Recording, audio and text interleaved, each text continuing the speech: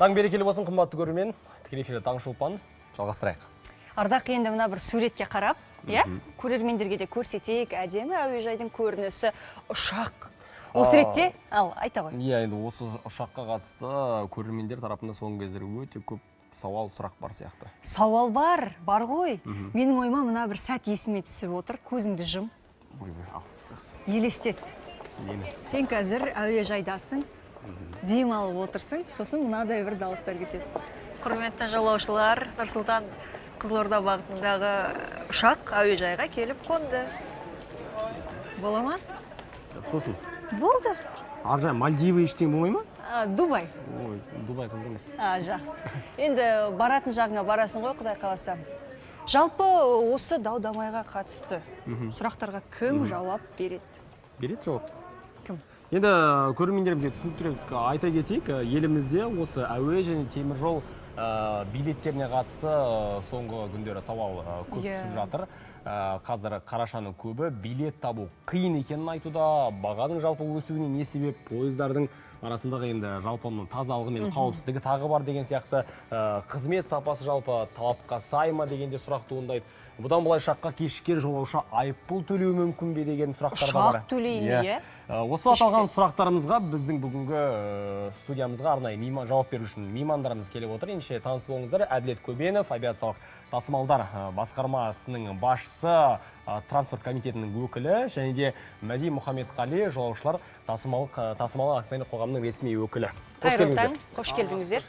Енді бізде сауалдар көп. Көрермендердің де сұрақтар өте мол, сол себепті сол сауалдарға жауап беру үшін біз қонақжай студиямызға шақырайық, сіздерді төлетіңіздер. Дайынсыздар ма жауап беруге? Көңіл күйлеріңіз қалай? Жақсы. Арайдың бармаған дұрыс болды, Арай. Иә, жоғары шығыңыздар. Осы. Жоғарырақ. Енді өздеріңіз көріп біліп естіп жүрген шығарсыздар. Соңғы кездері осы әуе билеттері болсын, теміржол қатысты сұрақтар болсын, өте көрермендер тарапынан көптеп түсуде, және дау-дамайда аз емес. Неге қымбаттап жатыр, неге билеттердің саны өте аз, неге оған қосымша вагондар қосылмайды, болмаса неге қосымша рейстер шықпайды деген сияқты. Сол себепті осы сауалдарға жауап беру үшін арнайы өздеріңізді дәл осы студияға шақырып отырмыз. Енді алдымен рұқсат болса, әуеден бастайық. Осыған қатысты бір уақытта, бір мезетте жалпы біздің елімізде қаншалықты осы рейстерді жасау мүмкіндігі бар? Бір уақытта қанша рейс дейсіз ба? Ал жақсы, біз басында бір өзекті мәселелерді атап кеттіңіз. Әрине, қазіргі уақытта жазғы уақыт, мысалы оқушылар, студенттер каникулға кетіп жатыр, жұмыс істейтін адамдардың бәрі отпуск алып демалысы бар, бір жыл бойы күткен демалысы бар деген сияқты. Сондықтан қазір әуе көлігіне, теміржол көлігіне де сұраныс көп болып жатыр, онысы рас. Екіншіден айтатын болсақ, Қазақстан Республикасында 5 авиакомпания тұрақты рейстер орындайды. Әр авиакомпаниясының өзінің бағдарламасы бар, өзінің маршруттары бар, өзінің әуе кемелері бар. Әуе кеменің саналы орны бар. Мысалы, қыста болсын, жазда болсын, әуе кеменің саны бір, ішіндегі орындардың саны бір болады. Яғни қыстың күні сұраныс кішкене төмендей бастайды. Жаздың күні үлкендей бастайды. Бірақ кемесінің саны аз емес, шектеулі, санаулы. Сондықтан әрқашанда авиакомпания бүкіл сұранысты қанағаттандыра алмай қалуы мүмкін. Сонда да авиакомпаниялар тырысады орын алуға, бірақ бір уақытта қанша рейс орындауы мүмкін дейсіз. Бір уақытта әрине әр әуежайдың, авиакомпанияның өзінің ресурсы бар, орысша айтқан кезде өзінің шектеуі бар. Бір уақытта авиакомпанияға байланысты, әуежайға байланысты оның шектеулі саны бар. Бірақ кептеліске келетін болсақ, мысалы рейстердің көбісі таңертең ұша бастайды, кешке қайта бастайды. Сондықтан кейбір кезде мысалы рейстер саны бір мезетте көп болуы мүмкін, бірақ сонда да бәрі технологияға байланысты, қауіпсіздік ережелеріне байланысты орындалатын болады. Жалпы енді әдетте біз барлығын әлемдік стандарттармен салыстырып жатамыз ғой. Біздің кез келген көрерменнің де алғашқы сұрағы мысалы Испанияда былай, болмаса Америка құрама штаттарында былай, ол жақта бәлкім ондай жоқ деген. Енді нақты ол жақта сол мезетте болмаса да міндетті түрде салыстыру жүреді. Ол енді заңдылық. Көрермендер тарапынан, ол тұрғындар тарапынан ондай сұрақ болу да тиіс деп ойлаймыз. Сол себепті егер осы әлемдік стандарттармен салыстыратын болсақ, біздің жалпы дәл осы біздің әуе компанияларында, біздің осы аэропорттарымызда, әуежайларымызда бұдан да, яғни осы сұрақтардың туындамау үшін рейстердің санын көбейтуге, әлде жақсартуға мүмкіндік бар ғой? Әрине мүмкіндік бар. Стандарттарға келетін болсақ, әрине авиация деген біріншіден ең қымбат әуе көлігінің бірі болып табылады. Екіншіден қауіпсіздікте үлкен назар аударуға талап ететін саланың бірі болады. Сондықтан әрқайсынан ең бірінші приоритет дейді орысша айтқан кезде, ең басымдылық ол жолаушылардың тасымалдауының қауіпсіздігін қамтамасыз ету. Егер әуе компания бір қандай да бір қауіпті жағдай туындады деген күдік болып жатса, біріншіден рейсті тоқтатып, бәрін тексеруге технология бойынша соны орындау қажет. Стандартқа келетін болсақ, әрине біріккен ұлттық ұйымның бөлімшесі бар, ИКАО деген, халықаралық азаматтық авиация қауымдастығы деген. Оның өзінің талаптары болады. Біздің авиа компаниялар және әуежайлардың бәрі сол қауіпсіздік бойынша барлық талаптарына сай келіп отырады. Рейстердің санын үлкейту керек болса, әрине жылдан жылға бүкіл әлем бойынша, Қазақстанда да осы да тасымалдар саны үлкейіп жатыр жылдан жылға. Соған байланысты әуе компанияларда өздерінің рейстердің санын үлкейту бойынша, әуе кемелерінің санын үлкейту бойынша тиісті жұмыстар жүргізіп жатыр. Өздерінің бағдарламасы бар, әр жылда қанша әуе кемесі келетіні бойынша өздерінің жоспарлары бар. Одан бөлек әуежайларда өздерінің мүмкіндігін үлкейту бойынша жүйелі жұмыс жүргізіп жатыр. Жоқ, енді осы жерде мен сұрағым келіп отырғаны дәл осындай жағдайларда, мысалы енді билет жетіспей жатыр, билет саны аз, сәйкесінше билет саны қымбаттайды. Сұраныс бар жерде әрине біз қанша жақтан ол еш өзгермейді десе де, басқа дүние орын алмайды десе де, билеттердің қымбаттағанын біз байқаймыз. Осындай жағдайларда қосымша сол мезетте рейс қосуға сондай мүмкіндіктер жасалған ба негізі? Жақсы, орынды сұрақ. Бұған келетін болсақ, сіз екі бөліп жауап берейін. Бірінші баға келетін болсақ. Біріншіден әуежайдың, авиакомпаниялардың әуе көлігінің бағасы мемлекеттік реттелмейді. Өйткені не үшін десеңіз, біріншіден ол халықаралық тәжірибе. Өйткені әуе көлігі деген өте қымбат көлік болып табылады, өте шығыны жоғары көлік болып табылады. Сондықтан әуе компаниялар өздігімен өздерінің бағдарламасы бойынша бағаны ұсынатын болады. Мысалы, естіген болатын шығарсыздар, кейбір бағыт бойынша 5.000 теңге немесе 10.000 теңгенің арзан билеттер болады. Ол не үшін жасалған? Өйткені авиакомпания бүкіл халықтың мүмкіндігінше көп халықты қамтығысы келеді. Дұрыс па? Бизнесмендер бар, студенттер бар, зейнеткерлер бар, жұмыскерлер бар, бәрін қамтығысы келеді. Сонда да бір әуе кемесінде неше түрлі бағалар болуы мүмкін. Мысалы, арзанырақ болуы мүмкін, орташа есеппен немесе ортадан жоғары болуы мүмкін. Қарапайым сөзбен айтатын болсақ. Әрине, сіз билет қараған кезде ең бірінші арзан билетін қарайсыз, дұрыс па? Қымбатын алыңыз келмейді. Сол үшін арзан билет біріншіден өтіп кетеді. Оның мағынасы неде? Мысалы, арзан билет дегеніміз қайтпайтын билет болды. Яғни сіз аэропортқа жоспарларыңыз өзгеріп, ұшқыңыз келмейтін болса, сіз арзан билетті өткізе алмайсыз, өйткені ол қайтпайтын болды. Сондықтан, егер сіз қымбатырақ билетін алатын болсаңыз, оның қымбат билеттің ішіне бесплатный багаж кіру мүмкін, әуе кемесінің орнында тамақтануыңыз мүмкін, немесе ұшпай қалыңыз болса, қайтаруыңызға болады. Немесе кешігіп қалсаңыз, рейсіңіз ұшып кетсе, соның өзіне де қайтаруға болады. Бағалардың айырмашылығының осы да болады. Ал не қымбаттайды дейсіз? Мысалы, біріншіден арзан билет өткеннен кейін, әрине халық арзан билет алғысы келеді. Мысалы, өзіміз барлығымыз арзан билет аламыз. Содан кейін ең жоғарылақ билеттер қалып отырады. Содан кейін сондай ой пайда болады, не қымбат деп. На самом деле, ол жалпы алған кезде орта есеппен бағалар плюс-минус бірдей болады. Ал рейстердің санын үлкейтуге келетін болсақ, жаңа басында айтып өткендей, әрине авиакомпанияның мақсаты көбірек жолаушы тасымалдау, кіріс алу деген сияқты. Сондықтан әрине көп жолаушы болған сайын кіріс көп болады. Авиакомпанияның әрине сұраныс көбейгеннен кейін көп рейс орындағысы келеді. Бірақ басында айтып кеткендей, ресурстардың саны шектеулі, сондықтан мүмкіндігінше әрине барлық рейстерді орындауға тырысады. Жақсы, әуеге қатысты әлі де сұрақтар бізде бар. Бірер минуттан кейін қоямыз. Алдымен енді Мәди мырза, біз мысалы қарап отырмыз, кеше біраз бағыттар бойынша тіпті тамыз айларында да темір жолда мүлдем билет жоқ.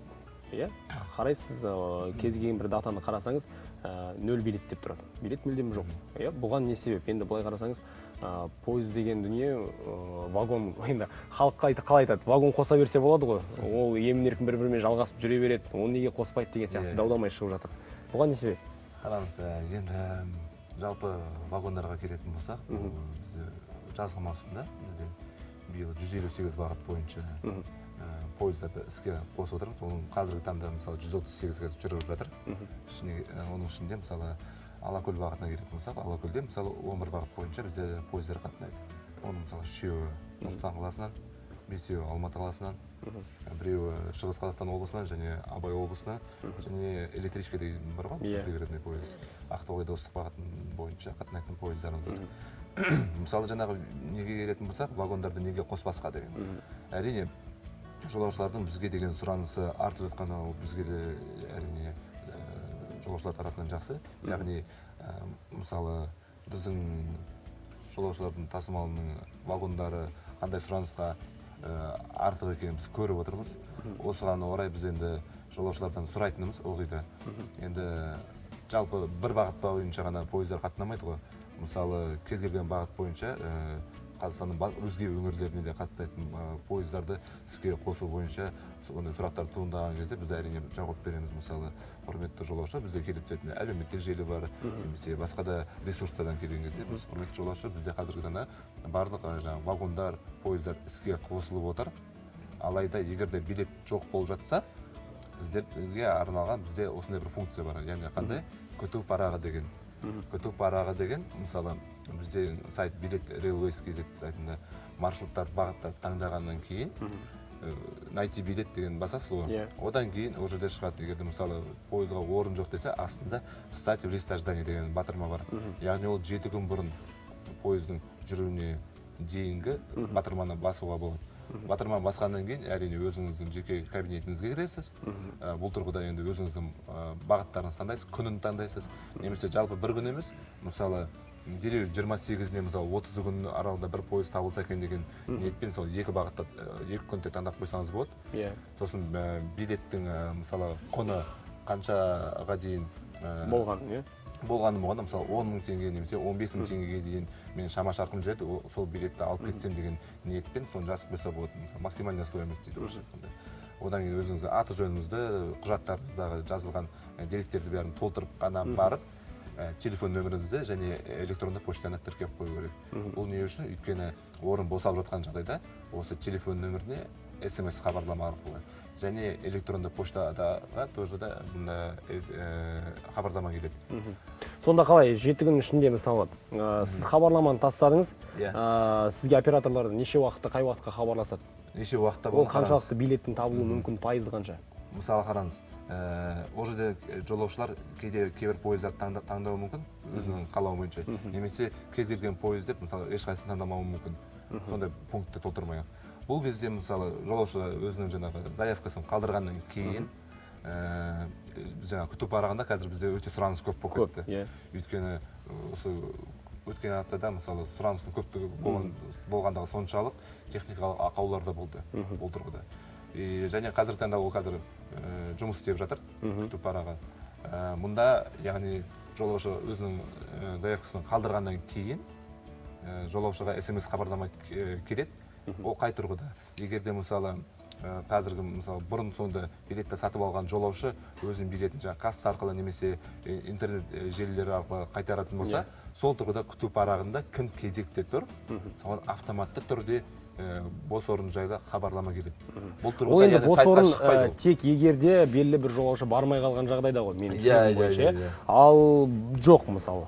Ол адамдар ешкім өзінің баратын бағытын былай айтқан кезде өзі қайтарған жоқ.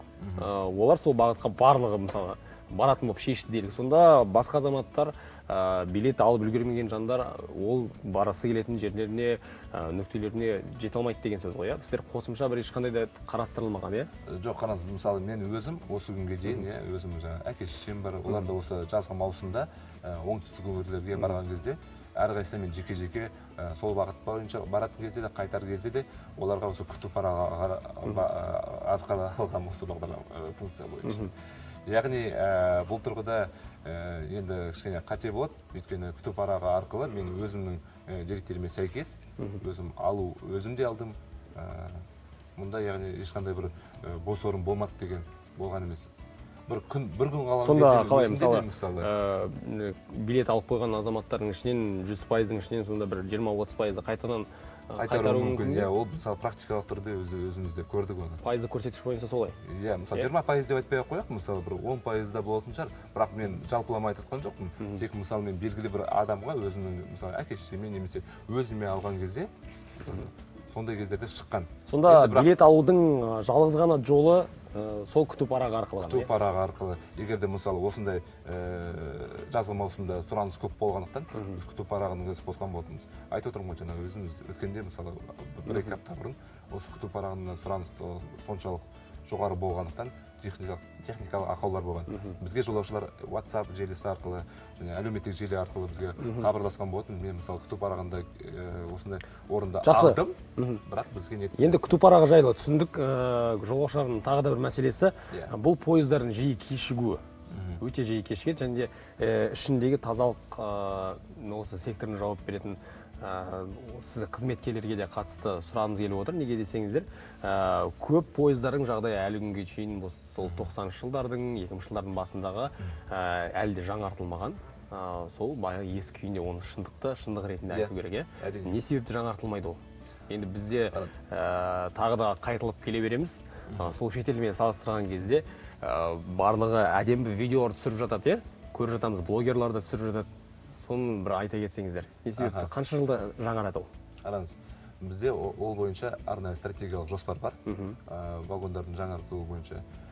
Біле білсеңіз, енді 2010 жылдан 2021 жылға дейін біз вагон паркін 1100-ден астам вагонмен жаңартқан болатынбыз. Қазіргі таңда бізде вагондардың саны жалпы 2200-ден астам. Оның ішінде мысалы стандарты типі 1400-ден астам, қателеспесем, және 600-ден астамы карго вагондар болып келеді. Енді ескі типтері бар екен, оны жасырмаймыз әрине. Бірақ дегенмен де 2029 жылға дейін бізде жоспарға сәйкес 500-ге жуық жаңа типті вагондарды алмақпыз. Яғни ол қай вагондар алдағы уақытта көре жатармыз. Биылғы маусымда енді мысалы айтатын болсақ, биылғы жылдың соңына дейін бізде 73 жаңа типті вагондар алуды жоспарда. Және қысқа нұсқа жауап берсеңіз, енді бізде уақыт тым қысқа. Мына төленетін айыппұл жөнінде сұрағым келіп отыр. Әуе билет мысалы белгілі рейстер егер болмай қалған жағдайда, сіз жаңа айтып кеткендей, арзан алған билеттер азаматтар қайтара алмай жатады. Өздерінің қаражаттарын, ал сәйкесінше қымбат алғандар қайтарып жатады. Бірақ ол жерде жолаушының ешқандай да кінәсі жоқ. Осы жөнінде айта кетсеңіз, қысқа нұсқа. Не себепті? Қысқа тұрсайын, қысқа айтуға. Әрине рейстің кешігуі орын алады. Басын айтып өткендей, мысалы қауіпті қандай да жағдай болса, авиакомпания соған жасау керек болады, өйткені оның қажеттігі. Ал рейс авиакомпанияның кінәсімен кешігетін болса, авиакомпания тиісті билет құнынан сағатына 3% айыппұл төлеу керек болады. Сол, яғни әр 3 сағат сайын 3% төлеп отыратын болады. 3%. Өте аз деп ойламайсыздар ма? Енді белгілі арнайы азаматтардың бір жиыны болуы мүмкін, уақыты дәл сол кезге сәйкес болуы мүмкін, бірақ сіздер 1 сағат кешіксеңіздер, небәрі 3% ғана? Небәрі дейсіз, мысалы сіз қайттан шетелмен салыстырып отыр дейсіз ғой, мысалы. Мысалы шетел мемлекеттермен мысалы дамыған ақш-пен салыстыратын болсақ, ақшта ішкі рейсте қандай да бір рейс кешігетін болса, авиакомпаниясының кінәсі болсын, авиакомпаниясының кінәсі болмаса да, ешқандай айыппұл да қарастырмаған, билетті қайтаруды қарастырмаған, керек десеңіз, сусын немесе ыстық тамақ беру дейді қарастырмаған. Неге десеңіз, ол жерде қайттан приоритет дейді ғой. Ең бірінші приоритет қауіпсіздік. Сол үшін олардың қысқаша айтқаны, министрлігі, көлік министрі айтқаны, ең маңыздысы қауіпсіздік қамтамасыз етіңіз, қалғаны екінші кезекте белгілеріңіз келсе бересіз, белгілеріңіз келмесе бермейсіз. Сіздерге біз қандай да бір қысым жасамаймыз, бірақ ең маңыздысы қауіпсіздік дейді. Сондықтан ең маңызды қауіпсіздік 3%. Әрине сіз арзан билет болсаңыз, ол әрине қысқа болады, кішкене сумалады. Но ең маңыздысы бұл жерде ең маңыздысы бұл айыппұл төлеу емес, ол жолаушылардың қауіпсіздігі. Өйткені өздеріңіз білесіз, енді мысалы жағдай болып қалса да, өйткені ол үлкен наразылық тудырады, сондықтан ең маңыздысы қауіпсіздік, сол айтатынымыз сол. Одан бөлек айтайын, әр 2 сағат сайын 2 сағаттан ашса кешігу авиакомпания сусын береді, 4 сағаттан асса ыстық тамақ беру керек болады. Одан бөлек мысалы телефон жоқ болса телефонмен звондауға немесе имейл звон жіберуге авиакомпания мүмкіндік беру керек. Одан бөлек мысалы түн уақыты болсын немесе ұзарып кетсе авиакомпания оларға қонақ үйде тұру мүмкіндігін береді. Азаматтардың көңіл күйін асқазан арқылы алуға енді тырысады кем дейсіз дегенде ғой. құр отбасын деп, үлкен кісілер бар, кішкене бала шағалар бар деген сияқты оларға кішкене қауырлық болмасын деп тұрғызады. Егер бұл осы қызметтерді авиакомпания орындамайтын болса, авиакомпания тиісті жауапқа тартылатын болады азаматтарға. Енді кешірім сұраймыз, бізде уақыт тым қысқа, тікелей эфир болғандықтан келіп біздің сауалдарымызға жауап бергендер үшін алғыс білдіреміз. Көрерменнің тарапынан әлі де көптеген сұрақтар бар. Сол себепті бәлкім алдағы апталарда тағы да студиямызға шақырып қалуымыз әбден мүмкін. Жұмыстарыңызға жеміс тілейміз. Біздің басты көрермендердің, тұрғындардың сұранысын уақытылы, тиісті уақытта, дер кезінде орындап отырсаңыздар енді болғаны біздің сұрайтынымыз сол. Біз міндетті түрде халықтың атынан сөйлейміз. Бізде барынша түсінуге тырысыңыздар. Қымбатты көрермендер, енді өздеріңіздің көкейлеріңізде жүрген біраз сұрақтардың жауабын алдыңыздар деген ойдамыз. Бірақ қаншалықты қанағаттанарлық, оны енді өздеріңіз шеше жатасыздар. Тікелей эфирде таңғы шолпан, бір минуттан өздеріңізбен қайта қауышамыз. Алыстамаңыздар.